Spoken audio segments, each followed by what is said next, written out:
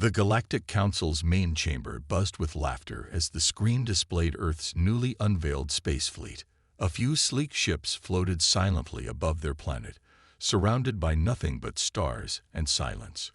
Compared to the towering dreadnoughts and sprawling armadas of the ancient empires, these ships looked almost like decorations.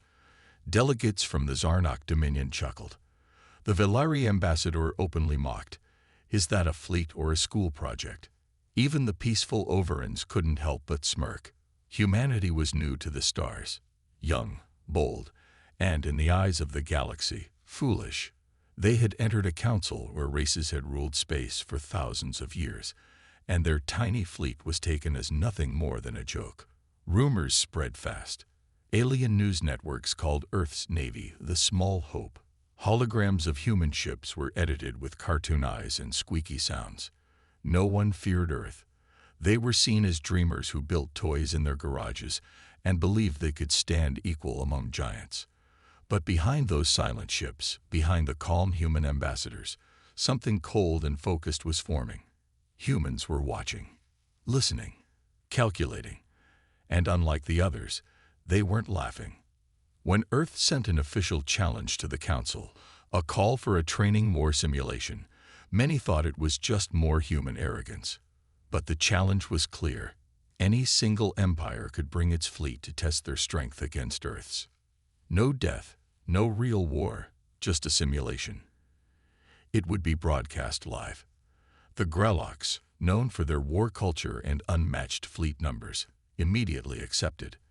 They saw it as an opportunity to humiliate the humans on a galactic stage. "Let's teach the children how real warriors fight," growled Commander Thrak of the Grelok Armada. On the day of the simulation, millions tuned in from every part of the galaxy. The Grelok fleet jumped into orbit around a simulated version of Earth's outer defense line. Their ships dark, jagged, and massive. Over 500 strong. The human fleet, only 14 ships, waited silently in formation. There were no grand speeches, no last-minute changes, just a countdown. 5, 4, 3, 2, 1. And then, everything changed. The Grelocks moved in first, confident and loud, their sensors reaching for enemy positions, their targeting systems ready to strike. But something strange began to happen. Their systems blinked. Signals dropped. Internal maps spun wildly. Before they could understand what was happening, a Grelok cruiser vanished. No explosion, no noise, just gone. The second ship lost power and drifted helplessly. Panic rippled through the Grelok command, but Commander Thrake shouted orders, unaware that his own command bridge had already been hacked. The human fleet hadn't fired traditional weapons. They were using something else. Silent waves of precision code, invisible beams, and gravity fields that distorted space in microseconds. Each human ship became a ghost, moving faster than any calculation, appearing and disappearing like shadows. The galaxy watched in shock. Within 15 minutes, 50 Grelok ships were disabled or vanished. The rest were scattering in panic, breaking formation. The tiny fleet had not taken a single hit. Humanity wasn't just fighting. They were dominating. The Galactic Council paused all broadcasts for investigation, but it was too late. Millions had already witnessed what no one thought possible. Analysts, scientists, and even veteran admirals scrambled to understand what had gone wrong. The truth hit them hard. Humanity had never planned for a large fleet. They had built a small one on purpose. Each ship was not just a weapon. It was an artificial intelligence masterpiece, a hybrid of machine and man, powered by unpredictable human strategy and emotion, combined with cold, exact AI calculations. Their shielding wasn't physical, it bent energy. Their weapons didn't explode, they erased. Their targeting didn't lock on, it predicted. And worst of all, their tactics were not based on tradition or history. They thought like no one else. They did not charge. They lured. They did not respond. They anticipated. Humanity had found strength not in numbers, but in creativity.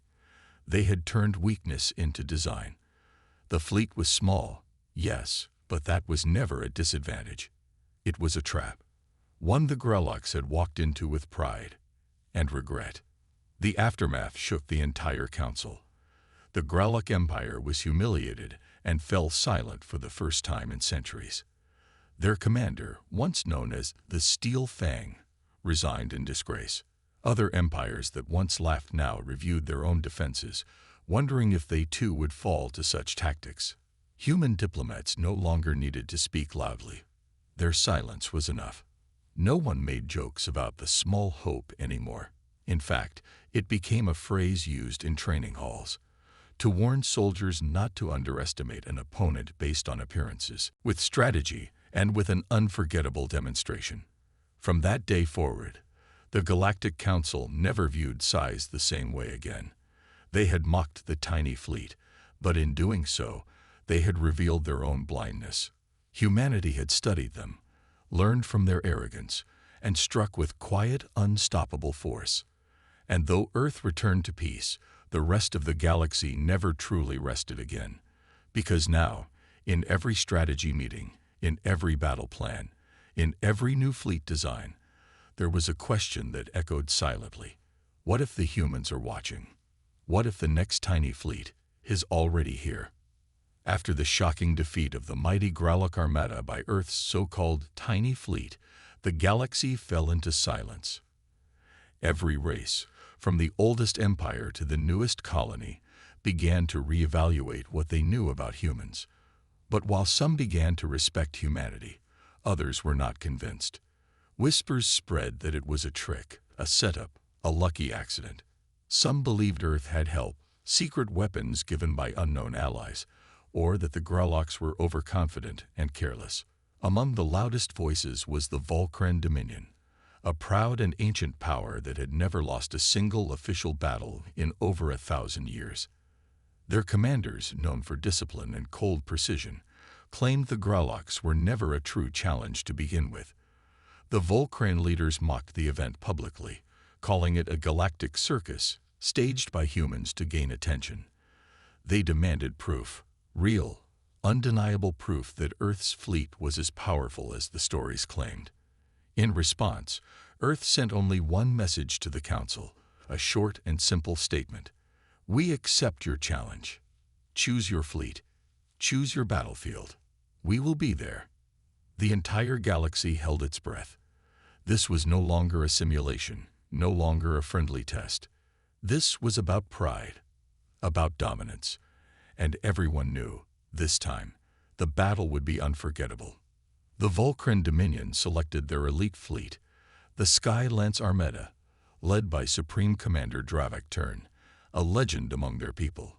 His ships were the most advanced in the known sectors, equipped with weapons that could shatter moons and armor that had withstood solar storms. Dravak was calm and calculating, not like the loud Grellocs. He studied the human footage over and over, searching for weaknesses, patterns, anything. He didn't find much. Still, he believed in superiority through structure and discipline. They're clever, yes, he told his crew, but they're still human. And humans bleed like everyone else. His fleet, consisting of 300 precision warships, moved quietly through the stars toward the neutral battlefield selected by the Council, a dead system, empty and cold, with no planets and no life, just floating rocks and ghost light from a faded sun. It was the perfect place for war, and the Council made sure the entire galaxy could witness it. Billions of beings across thousands of worlds prepared to watch the showdown. The event was named the Challenge, and it would decide whether humanity was truly as dangerous as they appeared. Earth's response was quiet. 14 ships again. No reinforcements. No changes. The same fleet that had silenced the Grellocs. Many thought it was foolish. Some assumed Earth was trying to prove a point by repeating the exact conditions. Others believed it was arrogance. The Volcran ships arrived first and formed perfect battle formations across the field. Each ship locked into the next like pieces of a machine. Human ships arrived second, slowly, calmly, and took position. They didn't match formation. They didn't mirror or counter. They simply floated, waiting, their systems cold and unreadable. Commander Dravak sent one final transmission to the humans, a simple message. "You should have brought more." No reply came. Then the countdown began, and when it reached 0, everything fell apart. Within seconds of the battle starting, Vulcan sensors went dark. Not destroyed, just useless. Their radars spun wildly, mapping empty space. Their missiles refused to lock. Their AI systems stalled. Dravak shouted commands, switching to manual, switching to backups. But the interference wasn't from space, it was from inside. The human ships weren't just attacking, they were reprogramming Vulcan systems. One by one, their defense software turned against them, locking doors, cutting oxygen, disabling weapons. Ships began spinning out of formation, not by force but by control. It was like an invisible hand was peeling the fleet apart, gently, silently, like disassembling a machine piece by piece. Dravak ordered counter-hacks, but by the time they started, 6 of his ships had vanished, simply powered down and pulled into the dark. Then, without warning, a single human ship moved, just one. It drifted through the broken formation like a shadow, untouched, ignored by sensors, while behind it, Vulcan ships died in silence. Panic gripped the Vulcan bridge. Officers scrambled to respond, their screens filled with unreadable symbols, codes that made no sense, orders that seemed to come from nowhere. One officer shouted that they were being attacked by their own ships, but Dravak knew better. This was human design. This was fear turned into strategy. The humans weren't fighting to win. They were fighting to teach, to show the galaxy that they didn't need numbers. They didn't need permission. They only needed one chance, one opening. The battle was over before it even began.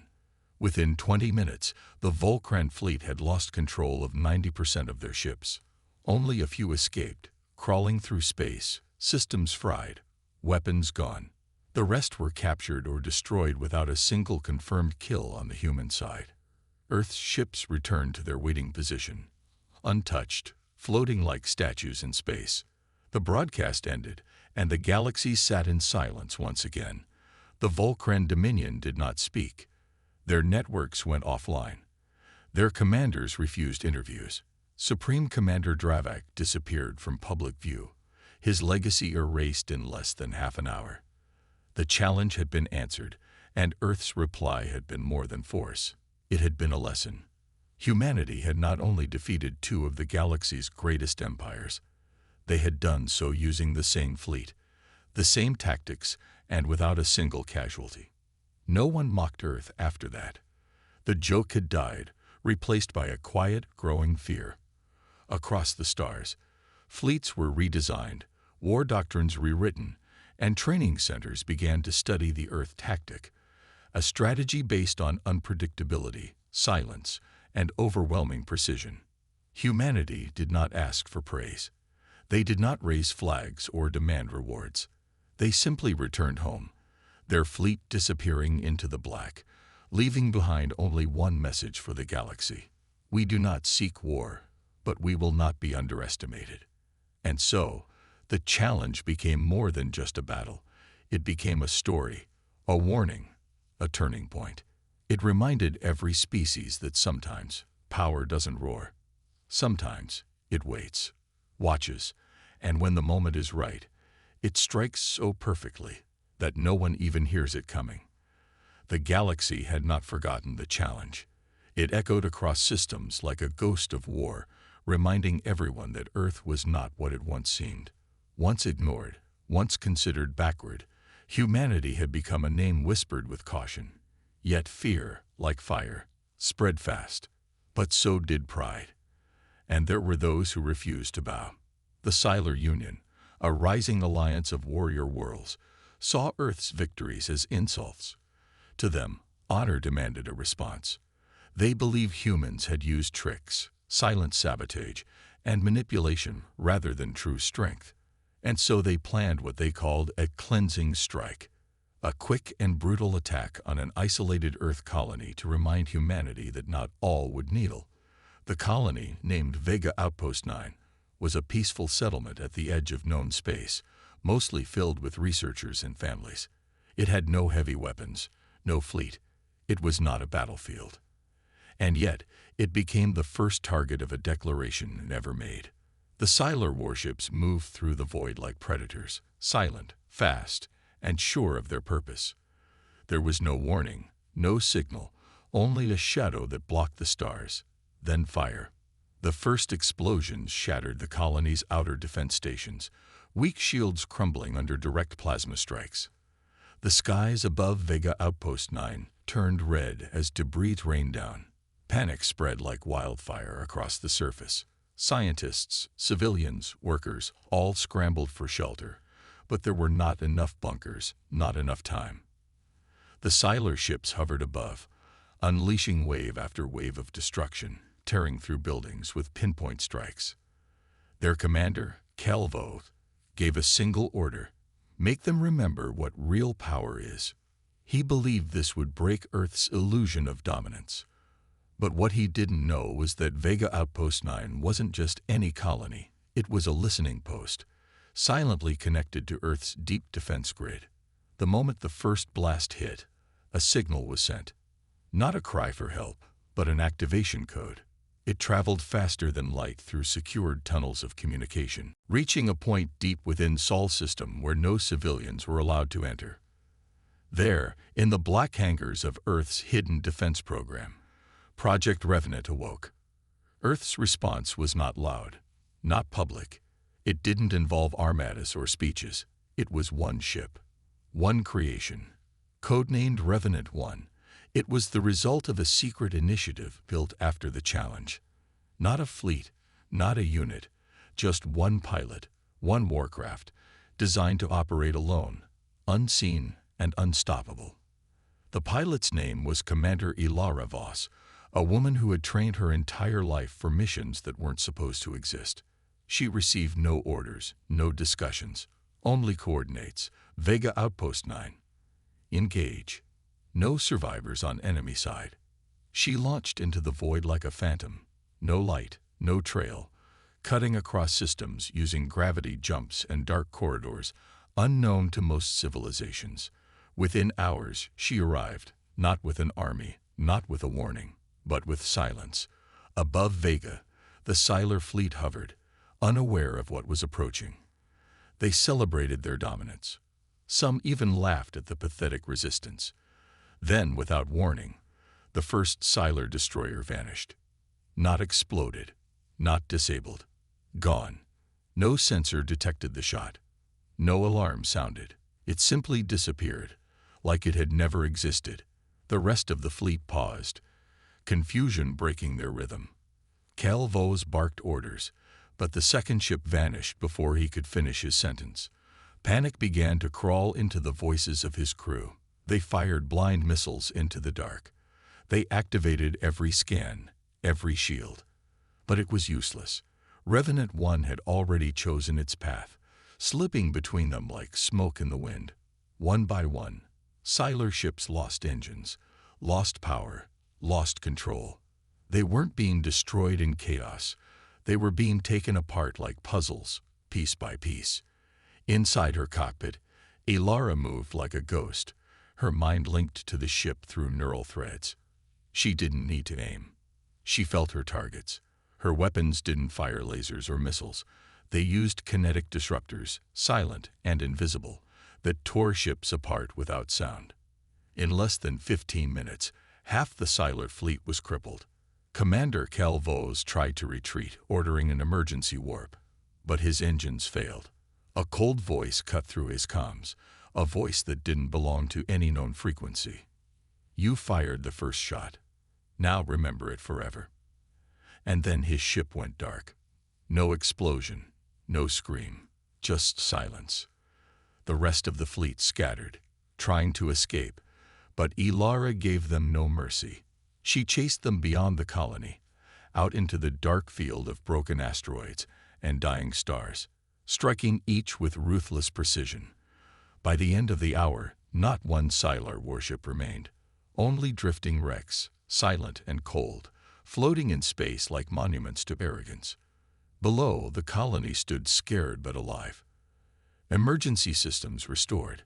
Families emerged from shelters. And above them, for a few seconds, they saw Revenant One, a shadow among stars, before it vanished again. The news spread not through press, but through whispers. Survivors spoke of a ship that moved like death itself, of a single human warrior who brought down an entire fleet without a word. The Sylar Union denied everything.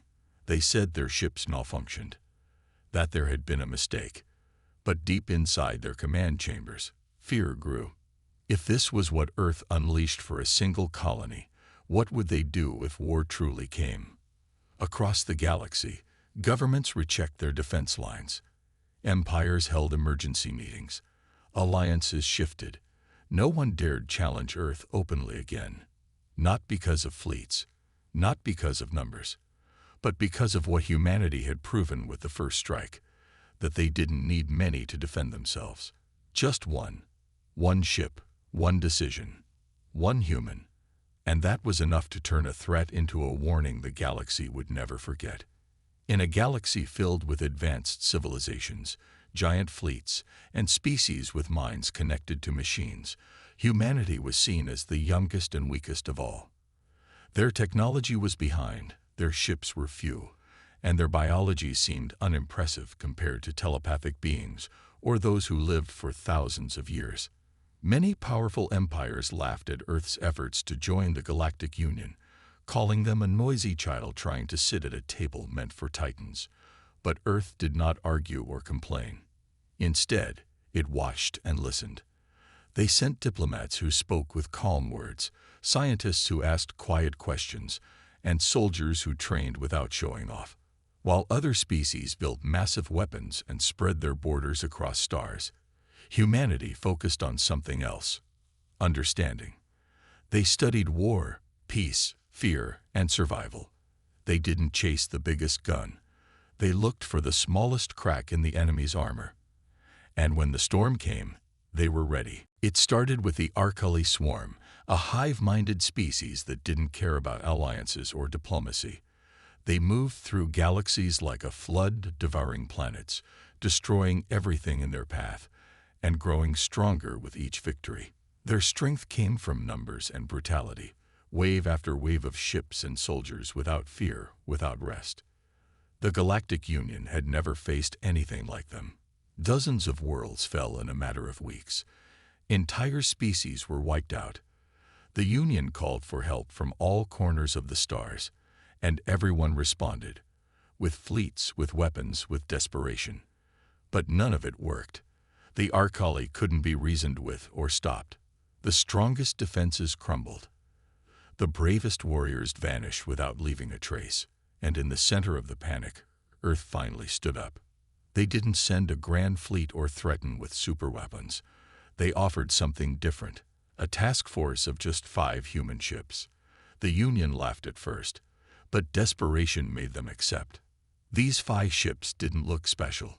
No glowing cannons or giant engines, but each one had a crew trained for something the Arcali didn't understand: asymmetrical warfare. While other fleets fought with power and size, humanity fought with precision, psychology, and unpredictability. The ships moved like ghosts, never staying in one place, using enemy communication signals to confuse and redirect their fleets. They attacked supply chains, slipped into command hubs, planted false data that led the swarm into traps. They didn't fight to win battles. They fought to break the swarm's pattern. And it worked. The Arcali, used to overwhelming force, began to lose control. Their unity weakened. Smaller units made mistakes. Confusion spread like a virus. In one mission, a single human team snuck into an Arcali high ship and destroyed its queen node, not with explosions, but with a virus that rewrote its neural language. The ship turned against its own. In another mission, humans created fake distress signals that pulled 3 swarm fleets into a neutron star's gravity well. No other species had ever used creativity as a weapon like this. It wasn't just technology, it was something else. Something hidden deep in the human spirit. A willingness to think differently, to survive by outsmarting, not just overpowering. The other species began to see it. The Union watched these 5 ships succeed where thousands had failed. They called it luck at first, then strategy. But finally, they admitted the truth. It was something unique. A silent fear grew among those who once mocked Earth. If 5 ships could do this, what else could humanity do if pushed? A scientist from the Theran Republic, after witnessing a human team escape an impossible situation using only distraction and broken scrap, whispered a phrase that spread through the Union like wildfire. They think like predators, but act like prey until it's too late. And that was the truth. The hidden power of humanity wasn't just technology, strength, or even unity. It was adaptability. The ability to change, to evolve under pressure, to learn from pain, and to find strength in fear. Where other species followed rules, humans bent them. Where others broke under chaos, humans thrived in it. The final proof came during the Battle of Droskar Prime. The Archeli sent their largest force yet, tens of thousands of ships, led by a mega-queen that controlled the entire swarm mind in that sector. The Union prepared to defend, but their chances were low. They turned to the humans, expecting one last surprise.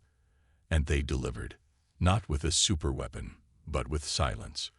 Earth sent no ships to the front line. Instead, deep behind enemy space, hidden from every scanner, a small group of human operatives activated the final phase of their plan.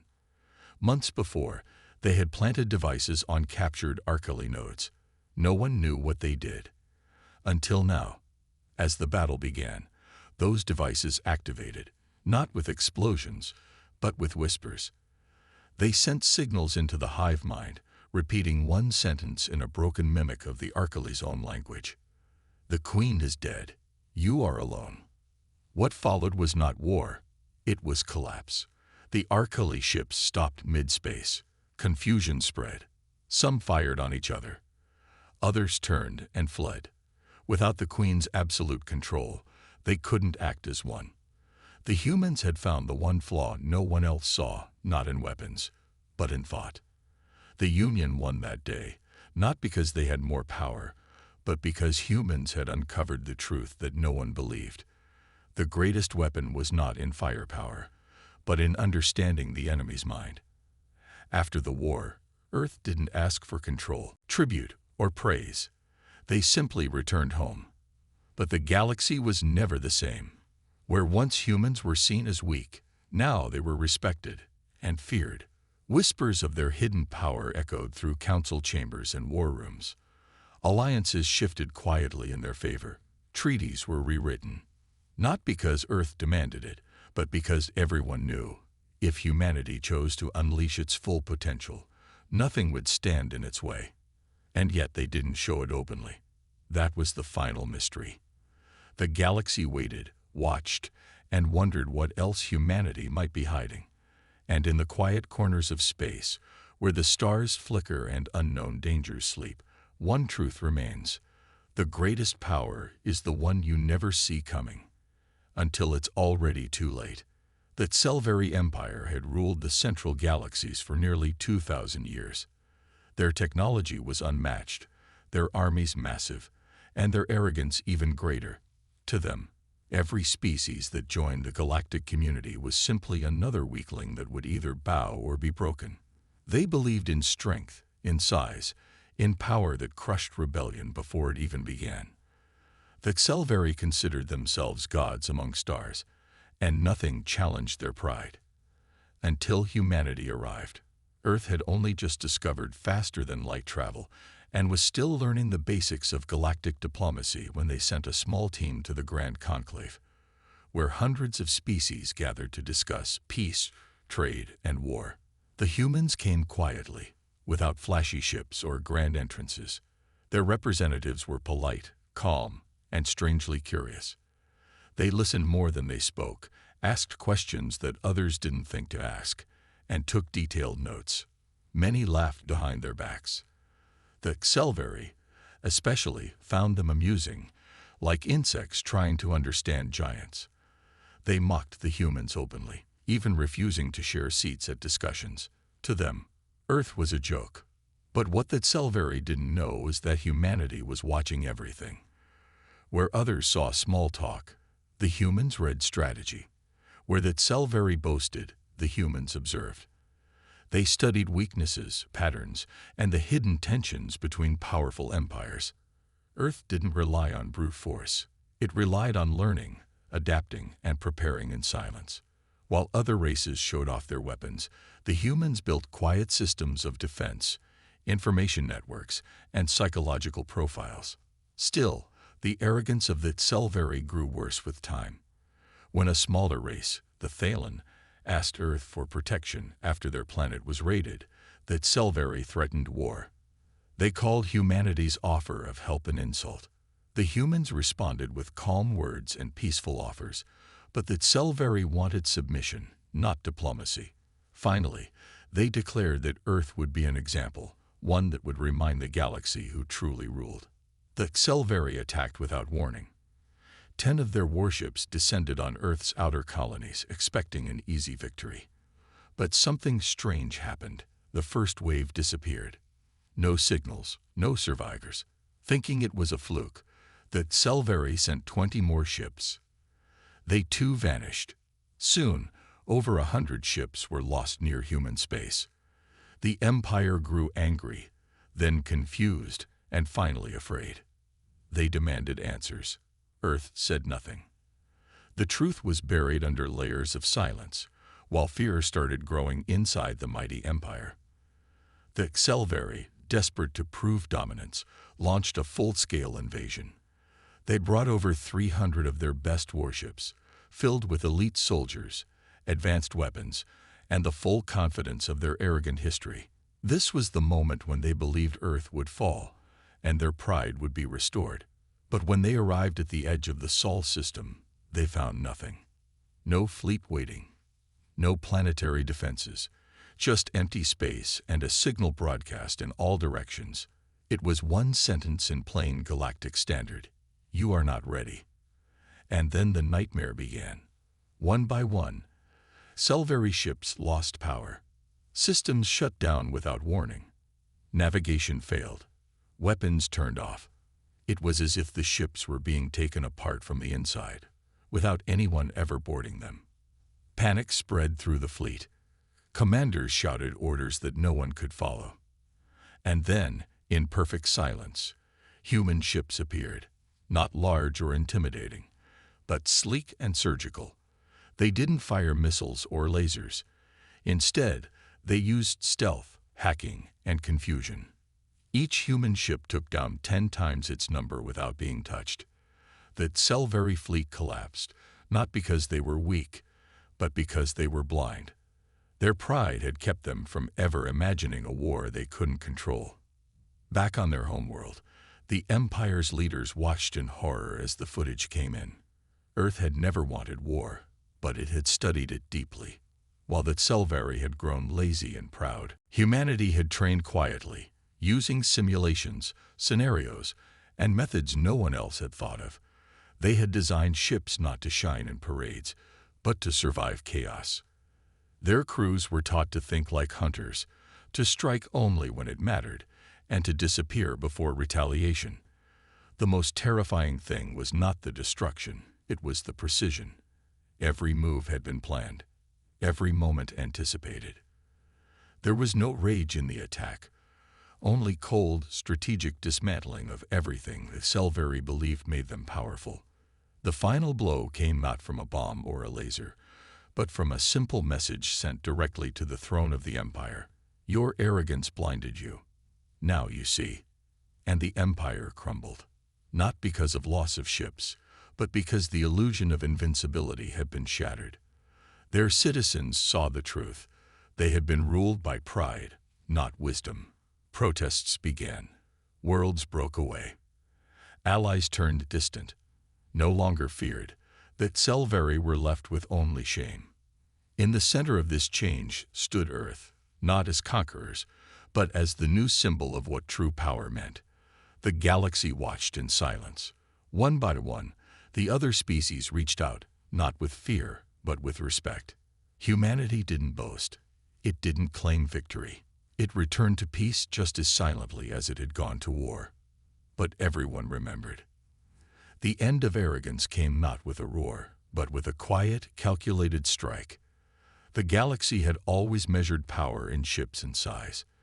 But now they knew that real strength came from something else, from understanding the mind of the enemy, from patience, from precision, and from the refusal to play by the expected rules. And so, while the Xelvari faded into memory, Earth rose, not as rulers, but as the quiet force that everyone respected, and no one dared to underestimate again.